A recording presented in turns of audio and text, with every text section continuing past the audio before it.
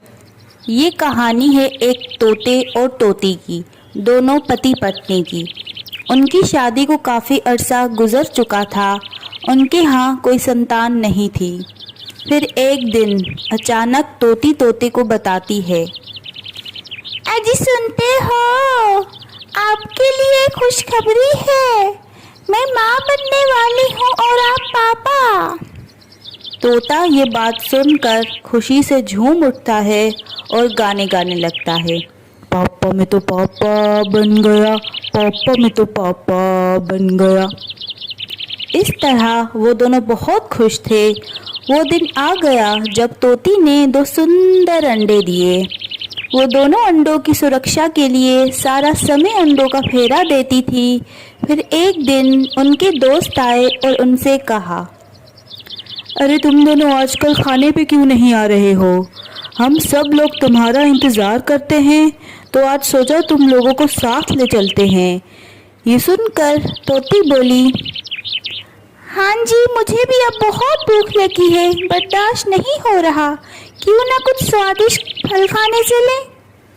तोता भी बोलता है, ठीक है भगवान, चलो। वैसे भी शाम का वक्त हो चला है, अंडे किसी को नजर नहीं आएंगे जब तक हम कुछ खाकर वापस आ जाते हैं। ये कहकर वो दोनों अपने दोस्तों के साथ चल दिए।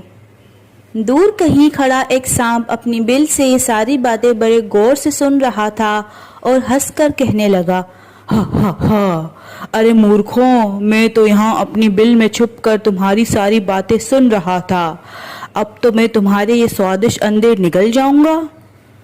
और झट से अपनी बिल से बाहर निकल आया और अंडों के पास जाता है और दोनों अंडे जल्दी से निगल कर खा जाता है और वापस अपनी बिल की तरफ मुड़ता है और कहता है, मज़ा ही आ गया। तोती के अंडे तो बहुत स्वादिष्ट थे, मगर अब मुझे जल्दी जल्दी अपनी बिल में छुप जाना चाहिए। अगर किसी ने देख लिया तो कल का इंतज़ाम नहीं हो पाएगा। कुछ देर बाद वो दोनों पति पत्नी वापस आते हैं और देखते हैं कि अंडे तो गायब हैं और तोती तो रोने लग जाती है, हे भगवान, मेरे अंडे किसने चुरा लिए? इतने सालों के बाद मेरे घर में भी संतान आने वाली थी। तोता तोती को तसल्ली देते हुए कहता है, अरे मेरी जान, रो मत। भगवान ने चाहा तो हम भी माता पिता बनेंगे। और भगवान की कृपा से अगले ही दिन तोती ने फिर अंडे दिए और उनकी खुशी का तो ठिकाना ही नहीं था। अगले दिन फिर दोनों को भोजन की तलाश में जाना पड़ा, पर अंडों को अकेला इस तरह कैसे छोड़कर जाते। तोते ने कहा, मेरे पास एक तरकीब है। अंडों के ऊपर पत्ते रखकर चलते हैं, किसी को पता नहीं लगेगा यहाँ अंडे हैं। फिर दोनों ने अंडों के ऊपर पत्ते रख दिए और भोजन करने निकल गए। दूर से सांप दोनों की बातें सुन रहा था और सब देख रहा था। दोनों के जाते ही सांप ने अंडों की तरफ दौड़ लगाई। हे, अरे मूर्खों, मैं तो कब से तुम दोनों की बातें सुन रहा था। मेरे अंडों में आ रहा हूँ। ऐसा कहते वो सांप दोनों अंडों को एक बार फिर निगल गया और अपनी बिल में जाके छुप गया।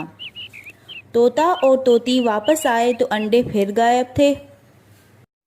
तोती रोने लगी, भगवान, मेरे साथ ही ऐसा क्यों होता है? हाय मेरे अंडे। तोता उसको चुप करवाते हुए बोला, अब तो पता लगाना ही पड़ेगा कि हमारे अंडों को आखिर हर रोज़ कौन लेकर जा रहा है। ऐसा कहकर तोते को एक तरकीब सूझी और उसने एक प्लान बनाया जिससे अंडे चोर का पता लगाया जा सके। अगले दिन तोती ने फिर 2 अंडे दिए और प्लान के मुताबिक वो दोनों अंडों को अकेला छोड़कर नहाने चलने का कहकर दूर जाकर छिप गए और दूर से अपने अंडों को देखने लगे। इतने में वो सांप अपनी बिल से निकला और अंडों की तरफ आया और अंडों को निगल कर चल दिया अपनी बिल में। तोता और तोती ने ये सब देखा और हैरान रह गए और चील रानी के पास मदद के लिए चले गए। तोती ने कहा, चील रानी जी, हमारी मदद करो। एक दुष्ट सांप हमारे अंडे हर रोज खा जाता है। अब आप ही उस सांप से हमारी जान छुड़वा सकती हैं। तोते ने भी बोला, जी रानी साहिबा, हमारी मदद करें। चील रानी ये सब सुनकर बोली, क्यों नहीं, तुम लोग बिल्कुल सही जगह आए हो, और वैसे भी सांप तो मेरा मनपसंद भोजन है।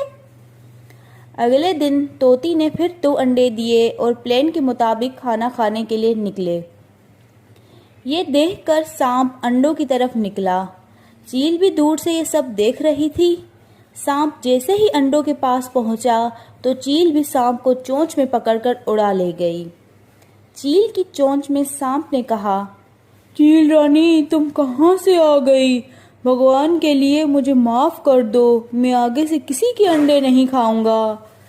चील बिना चोंच खोले सांप को ले उड़ी और अपने घर जाकर पहुंची और सांप को चोंचे मार मार के खाने लगी और अपना पेट भरा। इसीलिए तो कहते हैं, कर भला तो हो भला। हेलो दोस्तों, अगर आपको हमारा वीडियो पसंद आया तो जल्दी से हमारे चैनल को सब्सक्राइब करें, लाइक करें, कमेंट करें और शेयर करें।